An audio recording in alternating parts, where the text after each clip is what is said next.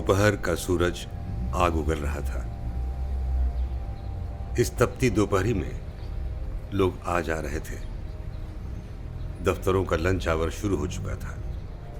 गर्मी के मारे बुरा हाल था, मगर सड़क पर इस गर्मी के बावजूद भीड़ थी। वह पता नहीं कब से भीड़ भाड़ वाली सड़क पर चल रहा था। शायद 10 वर्षों से लगातार इन्हीं सड़कों पर चलते रहना उसकी नियति बन गई थी। वह थक कर चूर हो चुका था। उसे भूख और जोरों की प्यास लगी थी। उसने अपने हाथों को हल्के हल्के गालों पर फेरा, जिन पर बेपनाह दाढ़ियां उगाई थी। वह 10 सालों से बेकार था और छोटे मोटे काम धंधे जैसे ट्यूशन, छोटे स्थानीय अखबारों में लेख वगैरह लिखकर इतना पैसा कमा लेता था जिससे कि वह अपने आप को, अपनी माँ को और जवान अनब्याही बहन को 2 वक्त की रोटी खिला सके। दरअसल उसके संघर्षों की धारावाहिकता 15 वर्षों से बनी हुई थी। संघर्षरत रहते हुए उसने एमए की परीक्षा पास की थी, अपने बहन को ग्रेजुएट कराया था। वह जब बीए में पढ़ा करता था तभी उसके पिता की मौत हो गई थी। पिता की मौत के बाद उसके संघर्ष की दास्तान शुरू हो गई थी। वह पढ़ने में औसत से अच्छा था, मगर उसे कोई भी सरकारी या अर्ध सरकारी नौकरी नहीं मिल सकी थी। दरअसल उसने जाने कितने इंटरव्यू दिए, मगर कहीं उसे सफलता नहीं मिली थी। उसे विश्वास था कभी कुछ खास सलीकेदार होकर रहेगा, मगर ऐसा कुछ भी तो नहीं हुआ था और वक्त यूं ही गुजरता जा रहा था। अब तो उसकी उम्र भी 30 पार कर गई थी। वह छोटे मोटे काम धंधे करने के लिए मजबूर था, जिससे कम से कम घर का चूल्हा जलता रहे और मकान का किराया दिया जा सके। उसके बहुत सारे दोस्त अच्छे ओहदों पर आ गए थे, मगर उनसे नहीं मिलता था। शायद उनसे मिलने पर उसे कोई अच्छी सी नौकरी हासिल हो सकती थी, मगर उसका स्वाभिमान उसे ऐसा करने से रोकता था।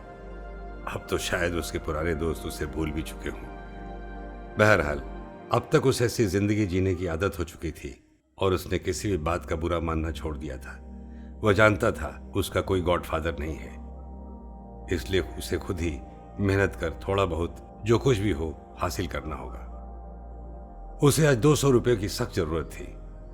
उसकी मां लगातार 15 दिनों से बीमार चल रही थी और म्यूनिसिपैलिटी का डॉक्टर कह रहा था कि अगर तुरंत बेहतर इलाज न हुआ तो मां मर भी सकती थी। वह हर हाल में मां को जिंदा रखना चाहता था। मां की उपस्थिति से उसमें एक आत्मविश्वास भरा रहता था।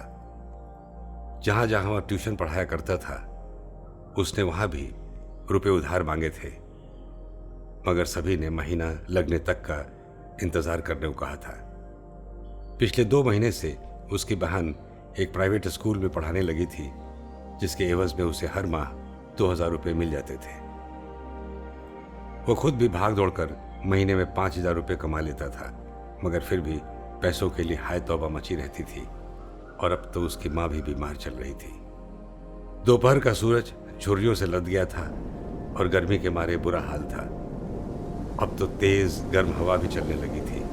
सड़क पर इक्के दुक्के लोग ही नजर आ रहे थे। तभी उसने देखा होटल के बाहर के डस्टबिन में गोश्त के टुकड़े और खाने पीने की चीजों के लिए कुत्तों में हाय तौबा मची थी। वहीं पर उन कुत्तों के साथ कुछ अधरंगे बच्चे भी आपस में मारपीट कर रहे थे। उसे भी जोरों की भूख लगाई थी, मगर वह कुत्ता नहीं था। वह सड़क के किनारे झोपड़ी नुमा चाय की दुकान में चला आया था। उसके पास इतने पैसे थे जिसमें एक प्याली चाय पी जा सकती थी। उसने चाय मंगवाई थी और एक नजर अपने लेख पर डाली थी। उसने यह लेख अपनी बस्ती के गरीब मजदूरों की मजबूरियों, बदहाली और शोषण पर रात रात भर जाग कर लिखा था। उसे यकीन था लेख छपते ही समाज में एक विस्फोट हो जाएगा। वैसे वह कोई क्रांतिकारी भी नहीं था, मगर वह चाहता था कि इन मजदूरों का शोषण बंद हो। उससे अखबार के दफ्तर से इस लेख के लिए कम से कम 300 रुपये की उम्मीद थी। अखबार के दफ्तर में अफरा तफरी मची हुई थी। पत्रकार अपनी अपनी डेस्क पर लगातार समाचार वक्तव्य बनाने संवारने में जुटे हुए थे और उनकी आंखें और उंगलियां कंप्यूटर पर जमी थी।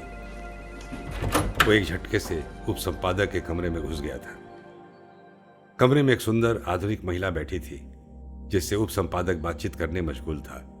उप संपादक ने उसकी ओर देखा तक नहीं था, बस चाय पी थी और महिला से पता नहीं कहां कहां की चर्चाएं कर रहा था। आधे घंटे तक इंतजार करने के बाद उसने उप संपादक की ओर अपना लेख बढ़ा दिया था। उप संपादक ने उसकी ओर तीखी निगाहों से देखते हुए कहा, ठीक है, छोड़ जाओ, देख लूंगा। उप संपादक को उसका इस कमरे में अचानक आकर लेख दे जाना अच्छा नहीं लगा था। उसने बड़े कातर भाव से कहा, सर, इसे आप देख लेते तो बड़ी कृपा होती, मुझे आज रुपयों की बहुत जरूरत थी। उप संपादक ने उसकी ओर हिकारत की नजर से देखते हुए कहा था, देखो भाई, अभी हमें फुर्सत नहीं है, हम थोड़ी देर में रोज शो में जा रहे हैं। अगर तुम्हें पैसों की जरूरत ही है तो मेरी ओर से 50 रुपये रख लो। शायद उप संपादक उस महिला पर अपना रोब जाहिर करना चाह रहा था। मैं आपसे ऐसे पैसे क्यों लूंगा? तो मत लो भाई, अखबार का दफ्तर है, कोई चैरिटेबल ट्रस्ट तो नहीं। खैर, क्या लिखा है तुमने इस बार? कुछ उत्साहित होकर उसने कहा था, जी, इस बार मैंने अपनी बस्ती के मजदूरों की बदहाली और उनके शोषण की कहानी लिखी है। उप संपादक ने तमतमाते हुए कहा था, इन बस्ती वालों को जानता हूं, सब साले चोर हैं, गुंडे हैं, मवाली हैं। उसने जवाब दिया था, नहीं सर, ये बस्ती वाले चोर और गुंडे नहीं हैं, सिर्फ गरीब हैं। कितनी जद्दोजहद है उनकी जिंदगी में, पानी, संडास, शिक्षा, स्वास्थ्य और रोजगार की समस्या, ऊपर से बड़े लोगों का धौंस, बस्ती उजाड़ने की धमकी। उप संपादक ने हंसते हुए कहा, अरे यार, तुम तो पूरा भाषण सुनाने लगे, नेता वेता बनना है क्या? हम अभी भाषण वाषण सुनने के मूड में नहीं हैं। अरे कोई फड़कती सी चीज लाओ, प्राइवेट स्कैंडल्स लाओ, ये क्या बस्ती वस्ती का चक्कर चला रहे हो? वो अंदर ही गुस्से में उबलने लगा था। चाहा था उसने उप संपादक का चेहरा नोच डाले, पर वह ऐसा नहीं कर सकता था। उसकी मां बीमार थी, उसे पैसों की जरूरत थी। खाट पर लेटी दर्द से कराहती मां का चेहरा उसके सामने घूम गया था। लड़ने की शक्ति उसकी खत्म हो चुकी थी। उसकी आंखों में आंसू भर आया था। तभी उस आधुनिक महिला ने उप संपादक से कहा था, तुम आर्टिकल पढ़ क्यों नहीं लेते? Slum is a very exciting subject. मैं जब न्यूयॉर्क में थी तो वहाँ के जर्नल में स्लम्स के बारे में, गेटोज के बारे में कभी कभी बड़े रोमांटिक रिपोर्ट आया करते थे। After all, poverty is very romantic. उप संपादक ने कहा था, दैट्स राइट, तुम कहती हो तो देख लेता हूं। उप संपादक ने आर्टिकल पढ़ना शुरू कर दिया था। महिला किसी फैशन पत्रिका में डूब गई थी। वो उप संपादक के चेहरे को गौर से देखता रहा था। उप संपादक के चेहरे पर जाने कितने भाव आ जा रहे थे। उसके सामने वह जमाना याद आ गया जब वह जोश में बातें किया करता था। इस सड़ी गली सामाजिक व्यवस्था को उखाड़ फेंकने का सपना देखा करता था, मगर अब उसने बहुत ज्यादा प्रतिकृत होना छोड़ दिया था।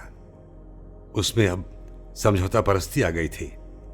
कभी कभी सोचता था, मां बहन का खून कर अकेले नई दिशा की तलाश में निकल पड़े, पर वैसा वह सिर्फ सोच पाता था, कर नहीं पाता था।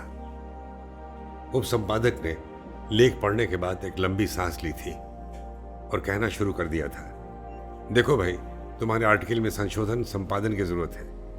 कुछ लाइनें भी हटानी पड़ेगी। हम किसी लफड़े में नहीं पड़ना चाहते। हमारे सेठ जी उस क्षेत्र के नेताओं और अमीर लोगों के अच्छे दोस्त हैं। फिर हमारे अखबार का एक रेपुटेशन है एलिट सोसाइटी में। हमें सरकारी विज्ञापन, कागज के कोटे, हर सुविधाएं मिलती हैं। क्या तुम चाहते हो यहाँ पुलिस आए, रेड हो और अखबार बंद हो जाए? भाई, हम कुछ एक प्राइवेट और सरकारी व्यक्तियों के खिलाफ लेख लिख सकते हैं, हल्के फुल्के ढंग से, मगर ब्यूरोक्रेसी के खिलाफ इतनी तीखी आलोचना कर आमने सामने लड़ाई नहीं लड़ सकते। और फिर यह हमारा बिजनेस भी तो है। वो गुस्से में कहना चाह रहा था, आप सच्ची बातें नहीं छाप सकते तो अखबार के बजाय कोई दुकान क्यों नहीं खोल लेते? मगर फिर उसकी हिम्मत जवाब दे गई थी। वह कमजोर अनुभव करने लगा था। उसके अंदर उठते हुए शब्द गले में अटक कर रह गए थे। उसका गला सूखने लगा था। उसकी हालत एक कुत्ते से बेहतर नहीं थी जो मांस के टुकड़ों के लिए अपने मालिक के आगे दुम हिलाता है। रात में थक हार कर घर लौटता और सूखी रोटियां आलू के 2-4 टुकड़ों के साथ कुत्ते की तरह नोच कर खा लेता था। कभी कभी उसे अपने चेहरे से नफरत हो जाती थी, मगर अपना चेहरा भी तो कोई नहीं बदल सकता। वह जानता था उसमें और किसी बिके हुए आदमी में थोड़ा ही फर्क था। उसने उप संपादक की ओर कातर दृष्टि से देखते हुए अपना सिर झुका लिया था। सर, आप जो मुनासिब समझे छापे, लेकिन मुझे इस वक्त पैसे की सख्त जरूरत है। उप संपादक ने उसकी ओर देखते हुए कहा, ठीक है, हम इसे रख लेते हैं। और तुम तो जानते हो कि हम एडवांस पैसे नहीं देते, लेकिन चूंकि तुम जरूरतमंद हो इसलिए मैं एक चिट लिख देता हूं। तुम अकाउंटेंट से पैसे ले लो। इस आर्टिकल पर तुम्हें 200 रुपये से ज्यादा नहीं मिलेंगे। उसके सामने रात रात भर जागकर मध्यम रोशनी में अपनी मेहनत बेकार जाती लगी। उसने एक बार जोर देकर कहा था, इस आलेख पर मैंने काफी मेहनत की है, कम से कम 100 रुपये और। उप संपादक ने कुर्सी से उठते हुए कहा था, हम इतना भी तुम पर तरस खाकर दे रहे हैं। दरअसल हमें इस आर्टिकल की जरूरत भी नहीं है। इसी बीच महिला ने उप संपादक को टोकते हुए कहा था, वी आर गेटिंग लेट, अब चलो भी, रोज शो का प्रोग्राम शुरू ही होने वाला होगा। उसने जल्दी से चिट उठाया था और अकाउंटेंट के पास चला आया था। अकाउंटेंट दूसरी फाइलों में खोया था। उसे दूसरे ट्यूशन पर जाना था और देर हो रही थी। अकाउंटेंट ने गुस्से से उसे देखते हुए कहा था, तुम लोग सिर पे सवार हो जाते हो, लो यहां दस्तखत करो। उसने जल्दी से 200 रुपये जेब में डाले थे और सड़क पर चला आया था। शाम हो चली थी, लोग दफ्तर से छूट रहे थे। दफ्तर में अच्छी खासी गहमागहमी थी। उसे अपने ऊपर गुस्सा आ रहा था। जान गया था बड़ी बड़ी मोटी मोटी किताबें पढ़ने और आर्टिकल लिखने से कुछ नहीं होता। आखिर वह भी कब तक मांगता रहेगा। इसी व्यवस्था में जीना है तो उसे भी अमीर बनना पड़ेगा, दलाल होना पड़ेगा। उसे जोरों की भूख लग रही थी, मगर अपने आप को जब्त करता हुआ वह आगे बढ़ता गया। शहर में रंगीनी थी। इसी बीच उसने देखा कुछ लोग एक लाश को कफन में लिपटाए बांसों पर रखकर चले जा रहे थे। उसे लगा था शायद यह उसी की लाश हो, मगर उस लाश में और इस जिंदा लाश में फर्क ही कितना था। वह ट्यूशन के लिए लेट हो रहा था। लंबे लंबे डग भरता हुआ वह फ्लैट पर पहुंचा था। फ्लैट पर पहुंचकर उसने कॉल बेल दबाया था। दरवाजे खिड़कियां सभी बंद थे। वह चुपचाप खड़ा था। इसके पहले कि वह दोबारा कॉल बेल दबाता, उसने दरवाजे की एक छोटी सुराख से कुछ देखा। उसका सिर चकरा गया था। वह जिस लड़की को पढ़ाता था वह ड्राइंग रूम की कालीन पर एक लड़के के साथ लिपटी पड़ी थी। उसने कॉल बेल दबाया था। इस बार दरवाजा खुला था। लड़की बुरी तरह हाँफ रही थी। वह झटके से ड्राइंग रूम में घुस आया था। लड़की जो पूरी तरह नर्वस थी चुपचाप खड़ी थी। उसने बड़े ही बोल्ड अंदाज में कहा था, सबसे पहले मुझे कुछ खिलाओ, मुझे बहुत भूख लगी है। लड़की ने ढेर सारा खाने पीने का सामान टेबल पर रख दिया था। वह ताबड़तोड़ भूखे जानवर की तरह खाने पर टूट पड़ा था। पंखा पूरी स्पीड पर चल रहा था। उस लड़की ने हिम्मत से कहा था, मैं आज नहीं पढ़ूंगी, तबीयत ठीक नहीं है। परसों मम्मी पापा कोलकाता से लौट आएंगे, उसी दिन से पढ़ूंगी। उसने बड़े निश्चिंत भाव से कहा था, ठीक है, परसों ही आऊंगा, मगर तुम जिस लौंडे के साथ हम बिस्तर थी वह कौन है? लड़की ने इस बार बड़े ही सहज भाव से ब्लाउज के अंदर से 500 रुपये का नोट निकालकर उसे दिया और कहा था, सर आपने कुछ भी नहीं देखा है। उसने लड़की के हाथों से झपटकर 500 रुपये का नोट लेकर अपनी जेब में डालकर कहा था, हाँ मैंने कुछ भी तो नहीं देखा है, चलता हूं, परसों आऊंगा। वह कमरे से बाहर आ गया था। लड़की ने धड़ाम से दरवाजा बंद कर दिया था। वह सीढ़ियां तय करता हुआ सोच रहा था, जो भी हो, आज माँ की दवाओं के साथ फल भी हो जाएगा और घर पहुंचकर अपनी बहन से चावल, गाढ़ी दाल और शोरबेदार आलू की सब्जी बनवाएगा। आखिर वह भी तो आदमी है जिसे जीने का पूरा हक है। वह सीढ़ियां तय करता हुआ सड़क पर आ गया था। एक औरत अपने कुत्ते के साथ खेल रही थी।